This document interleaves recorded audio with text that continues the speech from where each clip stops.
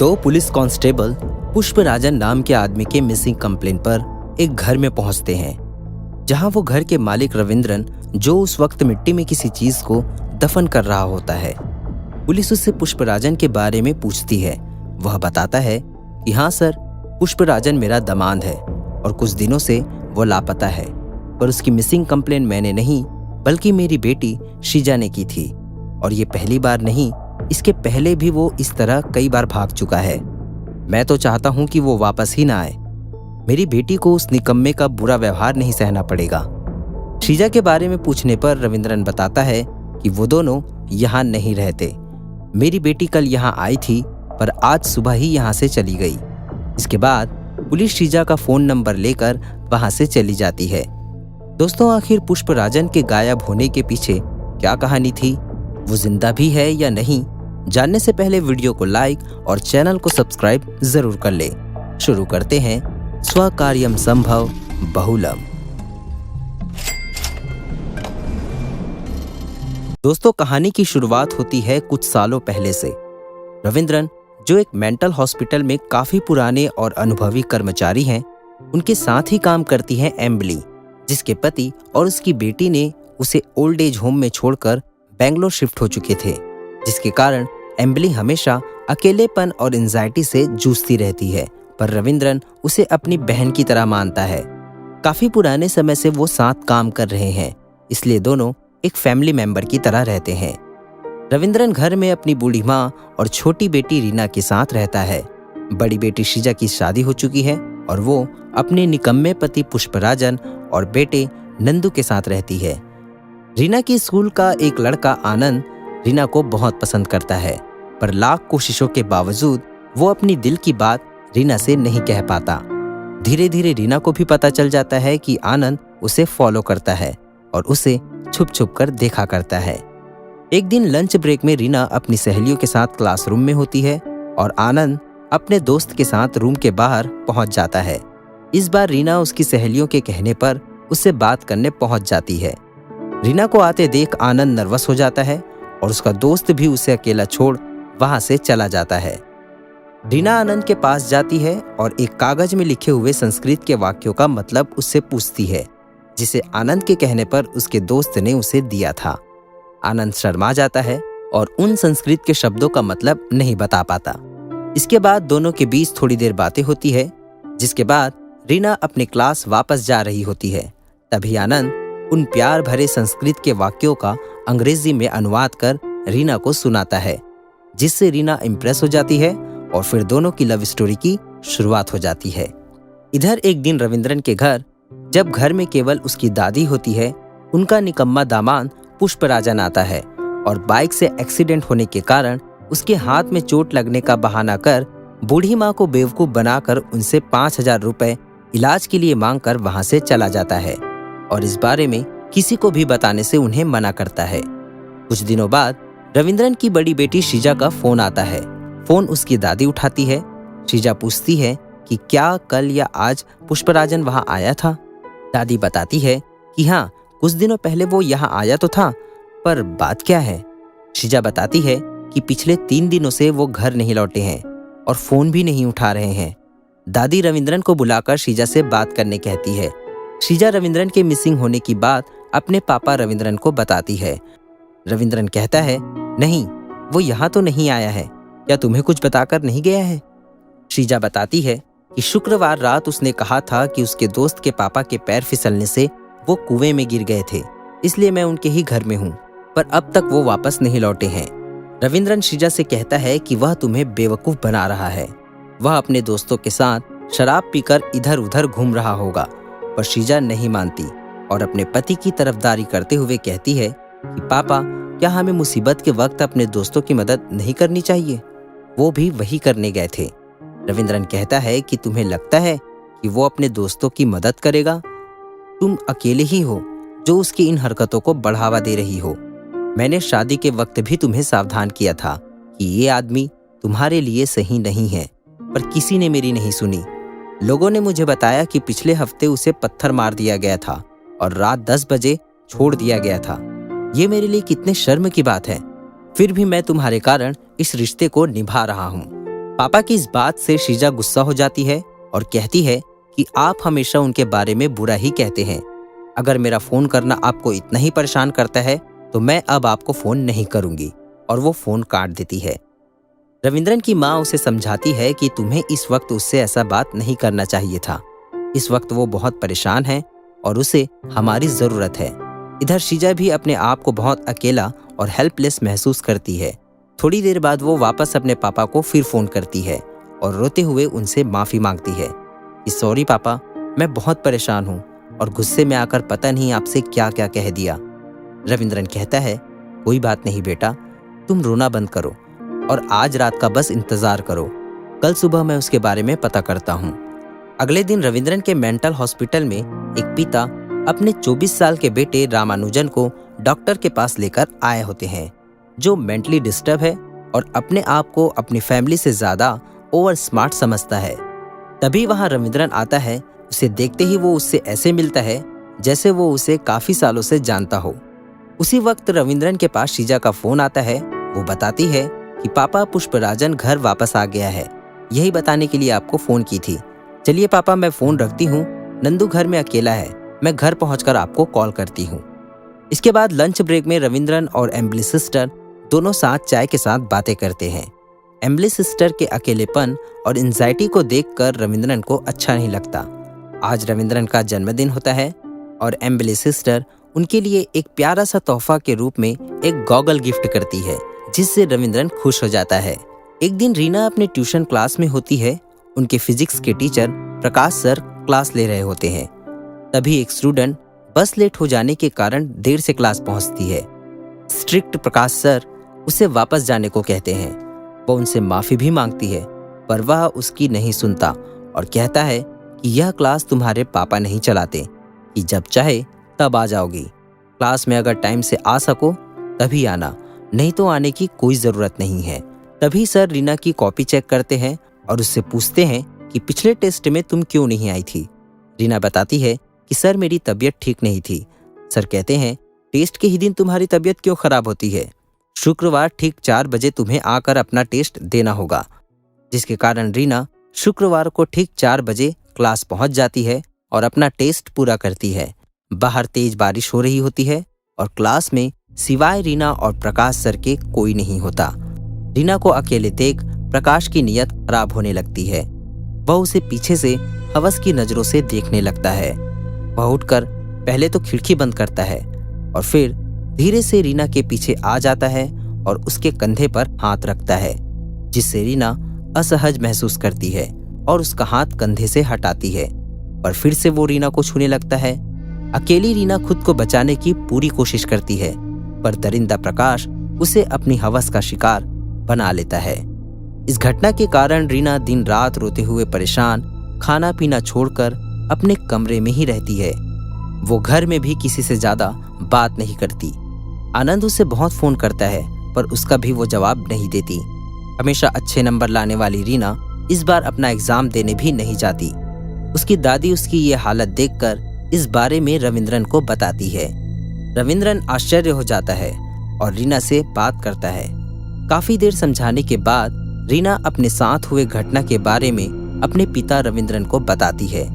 अब ये सुनकर उस पिता के दिल में क्या गुजरी होगी, वो तो बस एक पिता ही जान सकता है। अगले दिन परेशान रविंद्रन उस प्रकाश सर के क्लास जाता है, पर पता चलता है कि वो वहां किराए से था और अब खाली करके वहां से चला गया है। वह सामने ही मिल में काम कर रहे एक आदमी जो प्रकाश के पिता होते हैं, उनसे पूछता है, क्या आप ही ट्यूशन चलाने वाले प्रकाश के पिता हैं? वह रविंद्रन से कहता है, क्या तुम्हें भी उसने ऐसा कहा है? रविंद्रन कहता है, मैं उनसे मिलना चाहता हूँ। वो कहता है, तो तुम यहाँ क्यों आए हो? जहाँ वो रहता है वहाँ जाके देखो। रविंद्रन कहता है कि मैं वहाँ गया था, पर वहाँ से वो कमरा खाली कर जा चुका है। इसके बाद वो आदमी अपनी भड़ास निकालता है, अगर वो मुझे दिख गया ना तो मैं उसे भगा दूंगा। जब उसकी माँ हॉस्पिटल में मर रही थी तब भी वो कमबख्त एक बार उसे देखने नहीं आया। उसने जीवन भर न केवल हमें बल्कि अपनी सीधी सादी पत्नी को भी खूब कष्ट दिए हैं। उसके छोड़ने के बाद उसने दूसरी शादी कर ली और वो हंसी खुशी अपना जीवन जी रही है। रविंद्रन पूछता है कि क्या आप बता सकते हैं कि वो कहाँ जा सकता है? वो कहता है, इस बारे में तो मुझे बिल्कुल नहीं पता, पर सुना था वो जॉब के सिलसिले में माली जाने वाला था। वो माली जाए या चांद में पहुंच जाए, वो हमेशा कष्ट ही भोगेगा। इसके बाद रविंद्रन वहां से चला जाता है। घर में अपनी चहकती दमकती बेटी रीना की ऐसी हालत देखकर बेचारे रविंद्रन की रातों की नींद उड़ जाती है। जैसे तैसे कुछ साल बीत जाते हैं। रीना घर से दूर अपनी बुआ गिरिजा के घर चली जाती है और बहुत दिनों बाद अपने पापा से वीडियो कॉल के जरिए बात करती है, उनका हाल चाल पूछती है। बहुत दिनों के बाद बेटी रीना से बात कर रविंद्रन को सुकून मिलता है। रीना अब एक अच्छी कंपनी में जॉब करती है और पापा के साथ बात करने के बाद अपने ऑफिस के लिए निकल जाती है।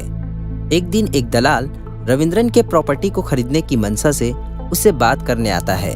रविंद्रन कहता है कि तुमसे किसने कहा कि मैं अपनी प्रॉपर्टी बेच रहा हूँ? वो कहता है, आपके ही दामाद पुष्पराजन ने ही बताया कि आप अपनी प्रॉपर्टी बेचने वाले हैं। बहुत अच्छा मौका है सर, इतनी अच्छी कीमत आपके प्रॉपर्टी की कोई नहीं देगा। इस मौके को हाथ से जाने मत दो। रविंद्रन उससे एक शब्द में मना कर देता है और कहता है कि पुष्पराजन कौन होता है मेरी प्रॉपर्टी के बारे में फैसला लेने वाला? वो प्रॉपर्टी अब भी मेरे नाम में है और मैं उसे कभी नहीं बेचने वाला।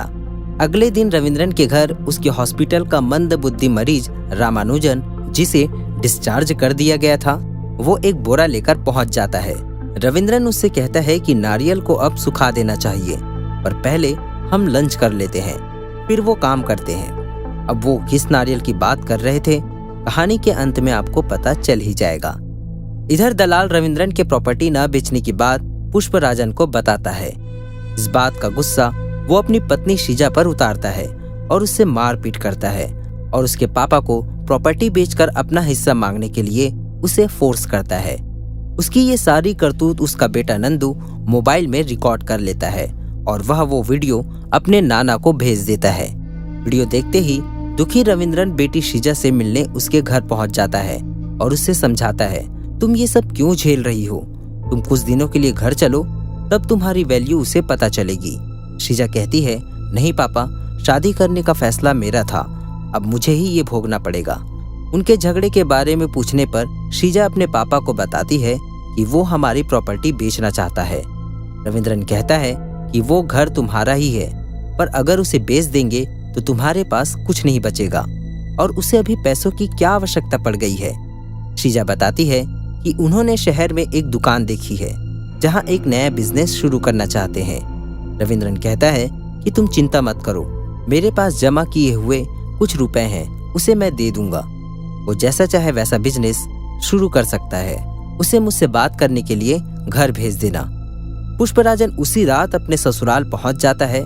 थोड़ी देर भी नहीं हुआ होता और सीधा अपने ससुर रविंद्रन से कहता है कि मुझे थोड़ा जल्दी है, अगर आप जल्दी पैसे दे देते हो तो मैं यहाँ से चला जाऊंगा। रविंद्रन उससे पूछता है कि किस तरह का बिजनेस तुम करना चाहते हो। पुष्पराजन कहता है, मैंने शहर के प्राइम लोकेशन में एक दुकान देखी है जहां मैं होटल खोलना चाहता हूं। इसके बाद रविंद्रन उसे 5 लाख का क्रॉस चेक लाकर दे देता है।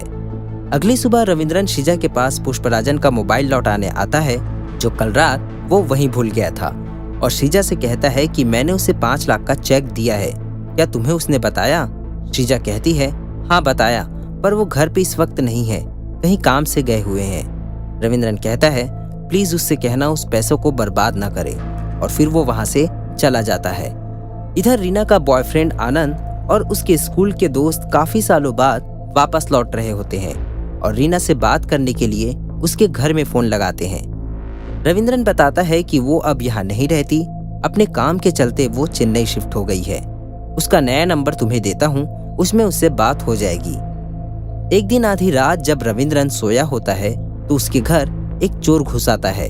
वह चोर घर के तल में स्थित एक कमरे में पहुंच जाता है जहां किसी एक बेसुध आदमी को देखकर वो घबरा कर भागने लगता है, जिसकी आहट सुन रविंद्रन जाग उठता है, पर तब तक वो चोर घर से भाग निकलता है। सुबह सुबह शीजा फिर अपने बच्चे नंदू को लेकर रोते हुए अपने पापा के पास पहुंच जाती है। हर बार की तरह इस बार भी वो पुष्पराजन के लापता होने की खबर लेकर आ जाती है। रविंद्रन शीजा से कहता है, जब मैं उस दिन मोबाइल लौटाने आया था तो तुमने कहा था कि वो कहीं काम से गया है। शीजा कहती है कि वो तो वापस ही नहीं लौटे थे और डर के कारण मैंने आपसे झूठ कहा था। रविंद्रन कहता है, मेरे 5 लाख तो गए, पर तुम चिंता मत करो, जब वो पैसे खत्म हो जाएंगे वो वापस आ जाएगा। 1-2 दिन रुक जाओ, अगर नहीं आता तो हम पुलिस पे कंप्लेन करेंगे। श्रीजा कहती है कि उसकी कोई ज़रूरत नहीं है। जब वो 2 दिनों तक नहीं आए तो मैंने खुद ही उनकी मिसिंग कंप्लेन थाने में कर दी थी और पता यहाँ का दिया हुआ है, वो पूछताछ के लिए यहाँ आ सकते हैं। इसके बाद श्रीजा रात खाना खाकर रात को ही अपने घर लौट जाती है। अगली सुबह 2 पुलिस कांस्टेबल पूछताछ के लिए रविंद्रन के पास पहुंच जाती है, जैसा कि कहानी के शुरुआत में आपको बताया गया था। रविंद्रन जमीन में कुछ दफन कर रहा होता है। पूछताछ के बाद जाते वक्त एक कांस्टेबल उससे पूछ ही लेता है कि ये तुम क्या दफन कर रहे हो। रविंद्रन कहता है, कुछ नहीं सर, कल रात एक कुत्ता मर गया था, उसे ही दफन कर रहा हूँ। इसके बाद दोनों पुलिस वाले वहां से चले जाते हैं। पुलिस वाले उस दलाल से भी पुष्पराजन की पूछताछ करते हैं, पर उससे भी कुछ खास पता नहीं चल पाता। इधर रविंद्रन के पास उसके हॉस्पिटल से उसके एक साथी का फोन आता है, जिसके बाद वो तुरंत हॉस्पिटल में पहुंचता है। एक्चुअली उनके साथ काम करने वाली एम्बुलेंस सिस्टर को उनकी बेटी हॉस्पिटल में छोड़कर चली गई होती है। रविंद्रन का साथी रविंद्रन को बताता है कि वो जब यहाँ लाई गई थी तब वह बहुत डिप्रेस्ड थी और पिछले कई दिनों से सोई नहीं थी और फिलहाल किसी से कोई बात नहीं कर रही है। रविंद्रन उनकी हालत देखकर दुखी हो जाता है और अपने बारे में उसे याद दिलाने की कोशिश करता है, पर उनके तरफ से कोई प्रतिक्रिया नहीं होती। एक दिन पुलिस पुष्पराजन के मिसिंग कंप्लेन को लेकर रविंद्रन को पूछताछ के लिए पुलिस स्टेशन बुलाती है, जहां रविंद्रन उन्हें बताता है कि सर, उसके मिसिंग की कंप्लेन मेरी बेटी श्रीजा ने कराई थी और मैंने उसे नया बिजनेस शुरू करने के लिए 5 लाख का चेक दिया था, जिसके बाद से वो अब तक घर नहीं लौटा है और ये पहली बार नहीं, ऐसा वो कई बार कर चुका है। इसके बाद रविंद्रन वहां से चला जाता है, पर उस ओवर स्मार्ट कांस्टेबल को लगता है कि रविंद्रन ने ही पुष्पराजन को मारकर उसे गायब कर दिया है। पर सीनियर इंस्पेक्टर कहते हैं कि ऐसा नहीं हो सकता, भला कोई अपने दामाद को मारकर अपनी बेटी को विधवा क्यों करेगा। तभी अगले सीन में उस रात की घटना को दिखाया जाता है, जब पुष्पराजन पैसे लेने रविंद्रन के घर आता है। वास्तव में रविंद्रन उसे चेक देने से पहले ही उसे उसके सामने ही फाड़ देता है और उसकी बेटी पर हाथ उठाने के कारण उसकी जम की धुनाई कर उसे बेहोश कर देता है और उसे किसी रूम में छुपा देता है। एक दिन सुबह रविंद्रन पेपर पढ़ रहा होता है, उसकी नजर एक इश्तिहार में पड़ती है, जिसमें पुष्पराजन का फोटो छपा होता है और लिखा होता है कि जो भी इसकी खबर देगा उसे 10,000 रुपए नगद इनाम के रूप में दिया जाएगा। रविंद्रन श्रीजा को फोन लगाकर इस बारे में पूछता है। वो बताती है कि हाँ पापा, मैंने ही वो इश्तिहार छपवाई है, पुलिस ने ही मुझे ऐसा करने की सलाह दी थी। रविंद्रन से बात हो जाने के बाद श्रीजा के पास एक अजनबी का फोन आता है, जो कहता है कि वो पुष्पराजन को देखा है, पर उसका पता वो तभी बताएगा जब उसे इनाम की राशि 10,000 नहीं बल्कि 50,000 मिलेगी। तब श्रीजा कहती है कि प्लीज मुझे उनके बारे में बता दो, वो कैसे हैं, कहाँ हैं, और इतने पैसे नहीं है मेरे पास, वो तो मैंने पुलिस के कहने पर वो इश्तिहार पेपर में छपवाई थी। पर वो अजनबी मानने को तैयार नहीं होता। इसके बाद श्रीजा उसका फोन काट इसकी कंप्लेन पुलिस को करती है और उसका नंबर देकर उसे पकड़ने की विनती करती है, ताकि जल्द से जल्द उसके पति पुष्पराजन का पता चल सके। पुलिस उस अजनबी के नंबर को ट्रेस करते हुए उसे पकड़ लेती है। दोस्तों, वो कोई और नहीं बल्कि वही चोर होता है जो एक बार रविंद्रन के घर आधी रात घुस आता है। पुलिस उससे पुष्पराजन के बारे में पूछती है, पर वह बनने की कोशिश करता है। पुलिस द्वारा सख्ती अपनाने के बाद ही वो बताता है कि उसने उसे रविंद्रन के एक रूम में देखा था, जिसके बाद पुलिस सर्च वारंट के साथ रविंद्रन के घर पहुंच जाती है। रविंद्रन पुलिस को आता देख उनके आने से पहले ही बाथरूम का नल चालू कर देता है, ताकि उन्हें लगे कि बाथरूम में कोई नहा रहा है। इसके बाद वो अपने घर के गुप्त कमरे में जाकर किसी बेसुध आदमी की बॉडी को एक बड़े बक्से में डालकर उसे लॉक कर देता है और फिर काफी देर बाद पुलिस के अंदर आने के लिए दरवाजा खोलता है। वो पुलिस से झूठ बोलता है कि नहाने की वजह से दरवाजा खोलने में देर हो गई। पुलिस कहती है कि तुमने पुष्पराजन को 5 लाख दिए थे और तुम्हारे खाते से 1 भी रुपए उसने विड्रॉ नहीं किए, तो इसका मतलब ये है कि तुम्हारा पैसा सेफ है। एक बात और, तुम आखिरी व्यक्ति थे जिसने पुष्पराजन को यहाँ आखिरी बार देखा था और तुमने कहा था कि वो अपना मोबाइल यहाँ भूलकर चला गया था, जिसे वापस तुमने उसकी पत्नी के पास पहुंचा दिया। हमें यहाँ तलाशी करनी होगी। रविंद्रन कहता है, सर हमने ही उसका मिसिंग कंप्लेन किया है और हम ही क्यों उसे यहाँ छिपा कर रखेंगे। इंस्पेक्टर कहता है, तुमने नहीं, तुम्हारी बेटी ने उसकी मिसिंग कंप्लेन कराई थी। हमें इन्फॉर्मेशन मिली है कि पुष्पराजन को यहीं कहीं छुपाया गया है। और फिर रविंद्रन को सर्च वारंट दिखाने के बाद पुलिस अपनी तलाशी शुरू करती है। तलाशी करते करते वो उस कमरे में पहुंच जाती है जहां रविंद्रन किसी आदमी को एक बड़े से बक्से में छुपाकर रखा होता है। बक्से में ताला लगा होता है। इधर रविंद्रन के पसीने छूट रहे होते हैं और फिर पुलिस की नजर उस बक्से में पड़ती है। पुलिस रविंद्रन से उस बक्से की ताला की चाबी मांगता है। रविंद्रन जानबूझकर इधर उधर ढूंढने की कोशिश करता है और उनसे झूठ कहता है कि उसकी चाबी यहीं कहीं थी सर, मिल नहीं रही। इसके बाद एक कांस्टेबल उस ताले को तोड़ता है कि तभी इंस्पेक्टर के पास एक फोन आता है और फिर वो उस बक्से को खोलने से मना कर देता है। इंस्पेक्टर को फोटो सहित पुष्पराजन के मिलने की खबर मिलती है। इंस्पेक्टर बताता है कि अभी अभी लोकल एसआई ने कॉल किया कि पुष्पराजन को नागरकोइल के पास देखा गया है। हमें माफ कीजिएगा, गलत इन्फॉर्मेशन मिलने की वजह से हमने आपको परेशान किया। हम पुष्पराजन को जल्द से जल्द लाने की व्यवस्था करते हैं। इसके बाद पुलिस वहां से चली जाती है। पर सवाल ये उठता है कि पुष्पराजन यदि बाहर है तो आखिर उस बक्से में रविंद्रन ने किसे रखा था। दोस्तों, वो कोई और नहीं बल्कि वही रीना का ट्यूशन टीचर प्रकाश था, जिसने रविंद्रन की बेटी को अपनी हवस का शिकार बनाया था, जिसका हाल रविंद्रन ने एक पागल अचेत आदमी की तरह कर दिया होता है। अगले दिन अचानक रीना अपने घर पहुंचती है और रीना को इतने सालों के बाद देखकर उसके पापा खुश हो जाते हैं। रीना बताती है कि उसने पुरानी जॉब छोड़ दी है और यहाँ उसे एक बेहतर जॉब मिल गई है, इसलिए अब से वो यहीं रहने वाली है। यह सुनकर तो रविंद्रन फूला नहीं समा पाता। इधर रविंद्रन हॉस्पिटल में एम्बुलेंस सिस्टर का पूरा ख्याल रखता है, जिसके कारण उनकी हालत धीरे धीरे ठीक होने लगती है। इस बार वो सिस्टर द्वारा दिए गए बर्थडे गिफ्ट वाले गॉगल को पहनकर उसे पुराने दिनों की याद दिलाने की फिर कोशिश करता है। सिस्टर को फिर रविंद्रन के साथ बिताए हुए पल याद आने लगते हैं, पर वो कोई प्रतिक्रिया नहीं करती, जिसके कारण रविंद्रन दुखी होकर जा रहा होता है कि तभी सिस्टर उनका हाथ पकड़ लेती है, जिसके बाद वो उन्हें अपने साथ अपने घर ले आता है और रीना को उनके बारे में बताता है। रीना को भी उनसे कोई दिक्कत नहीं होती। इधर रीना का बॉयफ्रेंड वापस जाने वाला होता है और उससे कांटेक्ट कर एक बार मिलने की विनती करता है। रीना आनंद से मिलने जाती है। आनंद आज भी रीना को बहुत पसंद करता है, पर रीना उस घटना के बाद से बिल्कुल बदल गई होती है। शायद वो अपने और आनंद के पुराने रिश्ते को जारी नहीं रखना चाहती। आनंद कहता है, कल मैं यहाँ से वापस चला जाऊंगा, क्या सच में तुम्हें मुझसे कुछ नहीं कहना है? आनंद रीना की दिल की बात जानने की बहुत कोशिश करता है, पर रीना कुछ नहीं कहती और दोनों अपने अपने रास्ते वापस चले जाते हैं।